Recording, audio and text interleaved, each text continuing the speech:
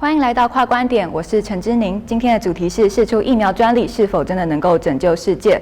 我们邀请到了一位特别的来宾 Camilo Bedeslucio， 他是一位来自哥伦比亚的人权律师，在美国以及墨西哥都有丰富的任教还有倡议经验。那目前任教于台大的心理系还有法律学院。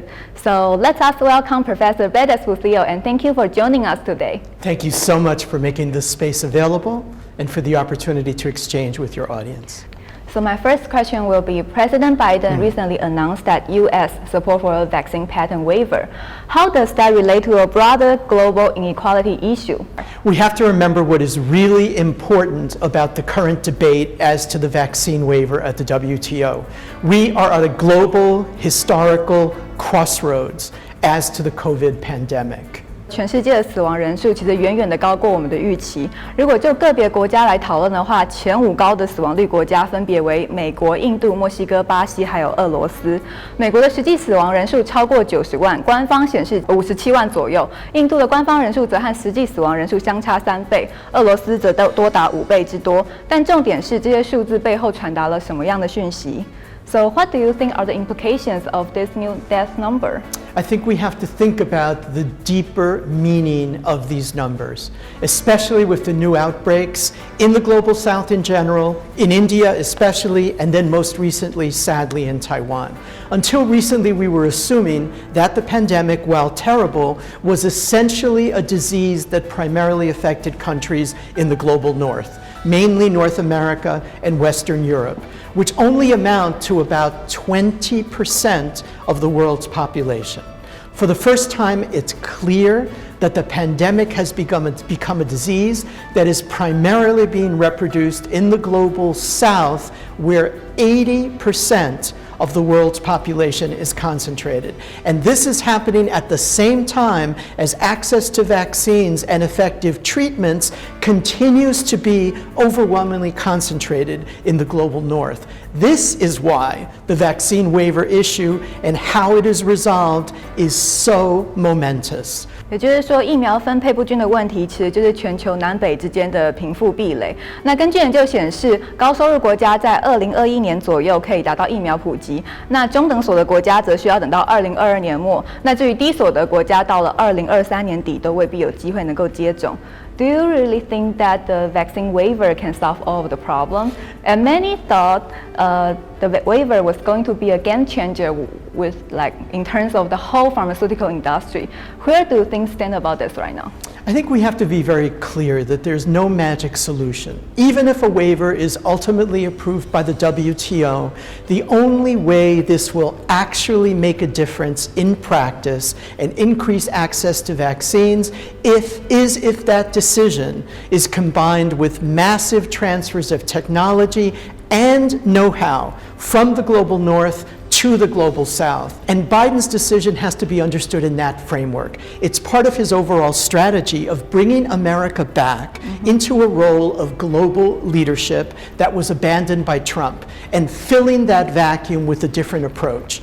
In the past, the approach that prevailed under Trump is what's been described as the phenomenon of COVID nationalism and vaccine nationalism, or America first. What this meant in practice is what we see. Each major power in the world, US, Russia, China, EU, each developing their own vaccines instead of what we needed then and need now, which is a coordinated global vaccine production and distribution effort.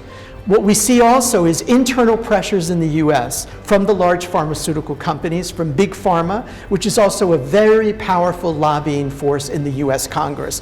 The US's decision is key, but it's not enough. The EU still has not decided what its position is on this issue, and it will still be a couple of months before the WTO reaches a final decision. So the Biden administration's decision is very important symbolically, but may not make a practical difference in the short run. Meanwhile, Big Pharma will continue to make big profits, and it's very important to emphasize this. The waiver would not eliminate their IP rights. It would temporarily suspend or postpone them. And they still have the ownership, right? Exactly. They would continue to make profits based on that ownership of the formula. And this isn't the first time that IP rights have been waived in response to a global health crisis. how can we learn from the history? I think we have a serious problem because much of the major media and certainly the major vaccine producers act as if a waiver of IP rights under these kinds of circumstances were something new. It's not. There is a long history of similar controversies involving the need to ensure global access to essential drug treatments in vaccines as to life-threatening killers such as tuberculosis, such as malaria, such as hepatitis C and HIV/AIDS. We know that millions of lives have been saved in sub-Saharan Africa because generic versions of critical treatments were made available, exactly the kind of waiver that we're looking for now. 确实，在疫情之下，人命应该优先于利益。目前，全世界政府花了930亿元在对抗疫情，那这其中的95%花在疫苗研发上。也就是说，各大药厂的疫苗研发资金有很大一部分来自于公部门的投资。当我们在讨论疫苗专利权的问题的时候，应该要放在这样的前提，还有这样的公共性框架底下来讨论。So my point will be making vaccine available for everyone seems like a moral issue, but it is actually a global public health issue because we are so deeply connected to each other. Can you share some further opinion about this? I think what we have to remember is, yes, it's definitely a moral issue, but it's also a very practical global health policy issue.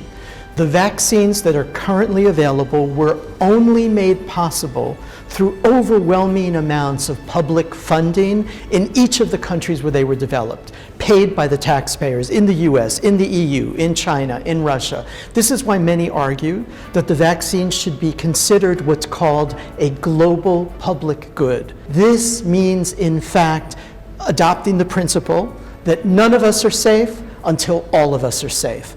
This is not a matter of charity or goodwill. It's not simply a matter of donations or voluntary licensing.